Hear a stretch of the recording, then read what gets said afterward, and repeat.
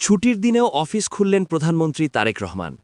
শনিবার দুপুরে রাজধানীর তেজগাঁওয়ে প্রধানমন্ত্রীর কার্যালয়ে ধর্মীয় ও সামাজিক সম্প্রীতি সুদৃঢ়করণ শীর্ষক এক বিশেষ সভায় সভাপতিত্ব করেন তিনি। সরকারের বিভিন্ন মন্ত্রণালয়ের মন্ত্রী ও ঊর্ধ্বতন কর্মকর্তারা এ সময় উপস্থিত ছিলেন। সভায় দেশের বর্তমান প্রেক্ষাপটে ধর্মীয় ও সামাজিক স্থিতিশীলতা বজায় রাখার উপর সর্বোচ্চ গুরুত্ব দেওয়া হয়। প্রধানমন্ত্রী তারেক রহমান বলেন, দেশের শান্তি ও শৃঙ্খলা রক্ষায় সব ধর্মের মানুষের মধ্যে পারস্পরিক শ্রদ্ধা ও সৌহার্দ্যপূর্ণ সম্পর্ক বজায় রাখা জরুরি। সামাজিক বৈষম্য দূর করে অন্তর্ভুক্তিমূলক সমাজ গঠনের লক্ষ্যে তিনি মন্ত্রী ও কর্মকর্তাদের দিক নির্দেশনাও দেন। এর আগে সকাল 10:30টার দিকে তেজগাঁও কার্যালয়ে পৌঁছলে প্রধানমন্ত্রীকে উষ্ণ অভ্যর্থনা জানানো হয়। দীর্ঘ সময় পর সরকার প্রধানের প্রত্যাবর্তনকে কেন্দ্র করে কার্যালয়ে কর্মকর্তা কর্মচারীদের মধ্যে উৎসাহ উদ্দীপনা দেখা যায়। মূল ভবনে প্রবেশের আগে প্রধানমন্ত্রী কর্মকর্তা কর্মচারীদের সঙ্গে কুশল বিনিময় করেন।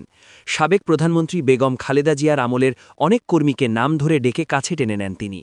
পরে কার্যালয় চত্বরে একটি স্বর্ণচাপা ফুলের চারা রোপণ এবং দেশের সমৃদ্ধি কামনা করে বিশেষ মোনাজাতে অংশ নেন প্রধানমন্ত্রী। এ সময় তেজগাঁও কার্যালয়ে প্রথম দাপ্তরিক কার্যক্রম হিসেবে মহান শহীদ দিবস ও আন্তর্জাতিক মাতৃভাষা দিবস 2026 উপলক্ষে বিশেষ স্মারক ডাকটিকিট উন্মোচন করেন তিনি। প্রধানমন্ত্রী দেশের মানুষের সেবায় নিজেকে উৎসর্গ করার অঙ্গীকার পুনর্ব্যক্ত করেন এবং এভাবেই তেজগাঁও কার্যালয়ে নতুন সরকারের প্রশাসনিক কার্যক্রম শুরু হল।